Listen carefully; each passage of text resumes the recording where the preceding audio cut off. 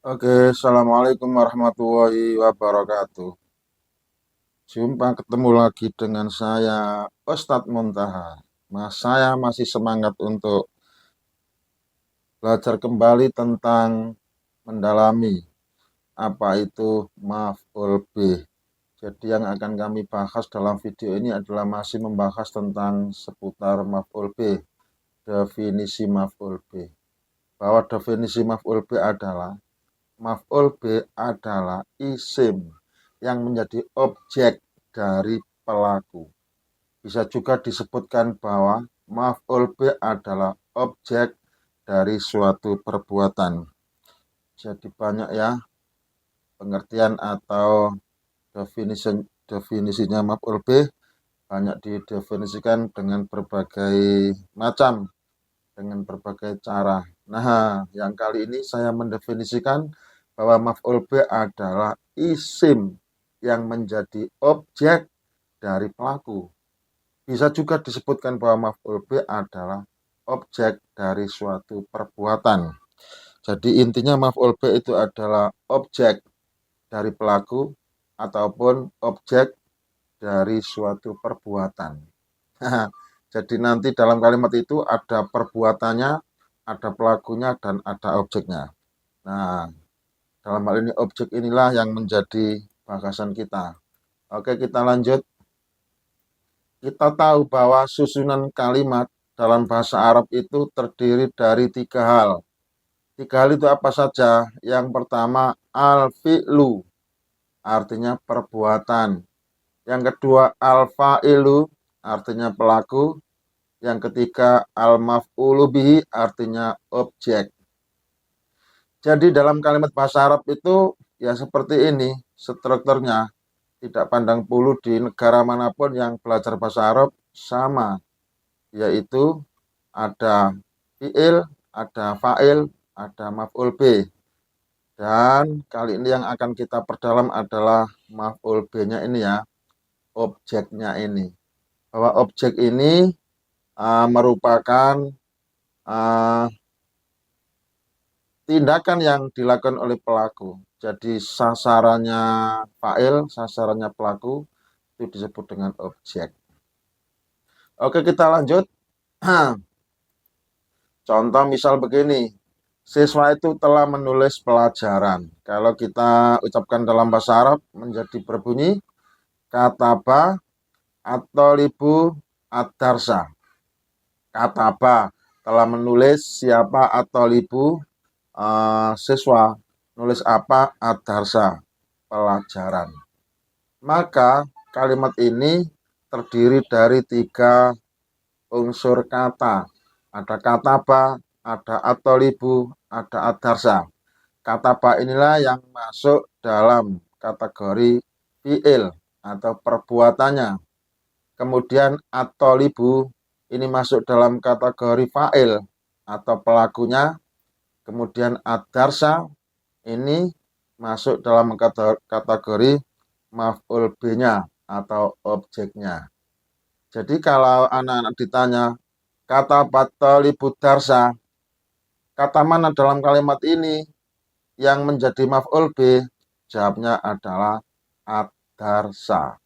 Jadi ad-darsa ini merupakan objek dari pelaku atau dari pelaku atolibu. Jadi atolibu ini melakukan satu perbuatan, satu tindakan, wujudnya adalah ad-darsa, pelajaran. Sehingga perbuatan di sini memiliki objek yang berupa pelajaran. Sekali lagi objek ini merupakan maf'ul bih dari fi'il kataba dan fa'il at-talibu. Oke, kita lanjut. Maf'ul bih itu merupakan isim yang mansub. Maf'ul bih itu adalah isim yang mansub. Yang mana ciri i'rabnya ada tiga macam.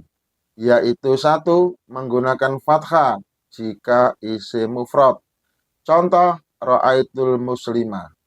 Lafadz al-muslimah ini sebagai maf'ul bih dan tanda nasabnya dengan fathah karena isim mufrad.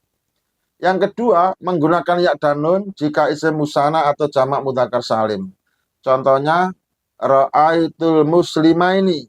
Saya melihat dua orang muslim.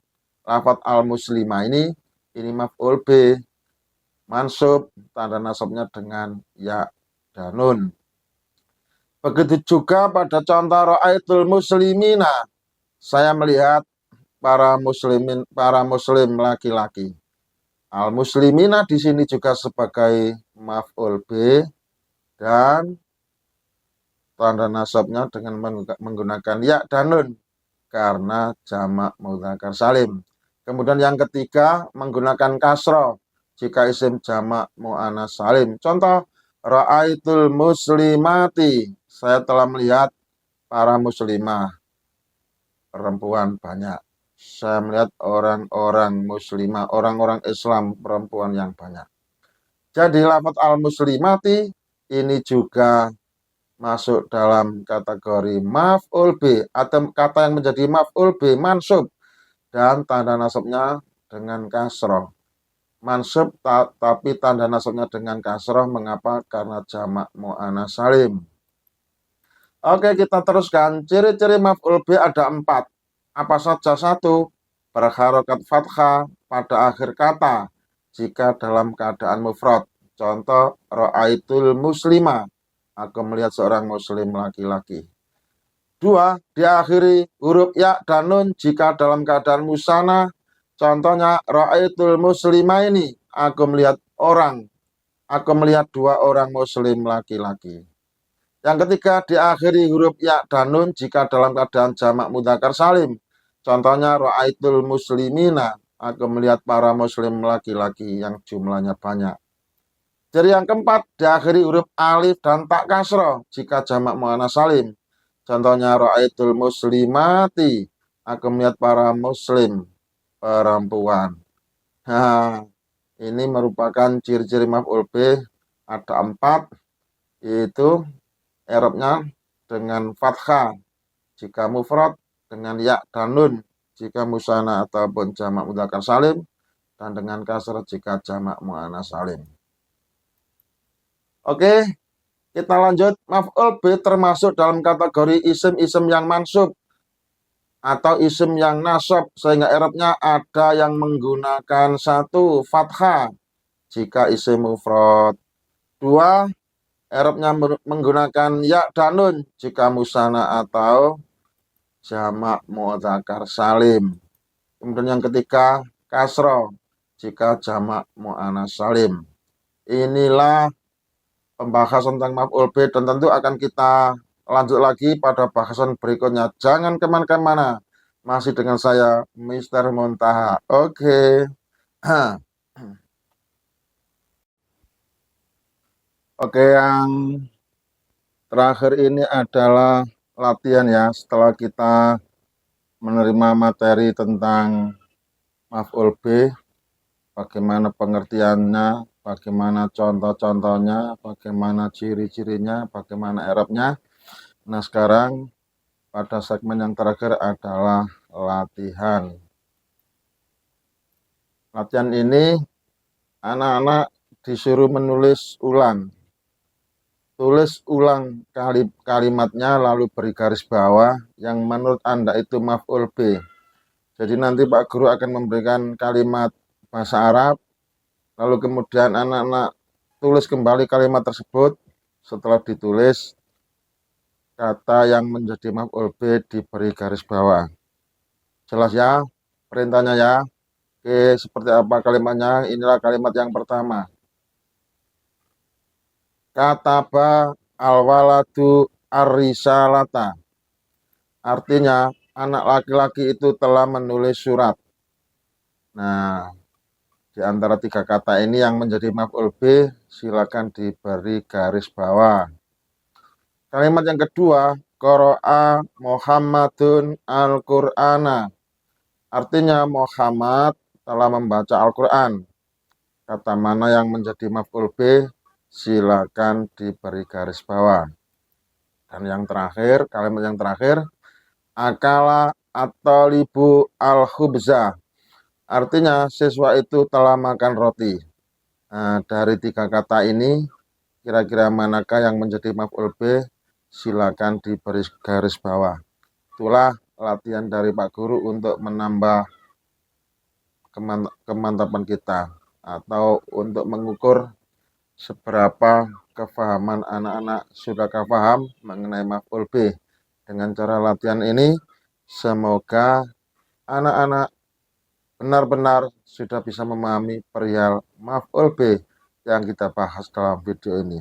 Oke, selamat belajar. Sekian dari saya, Ustadz Montaha. Semoga tetap enjoy dan wassalam. Sampai ketemu di video berikutnya.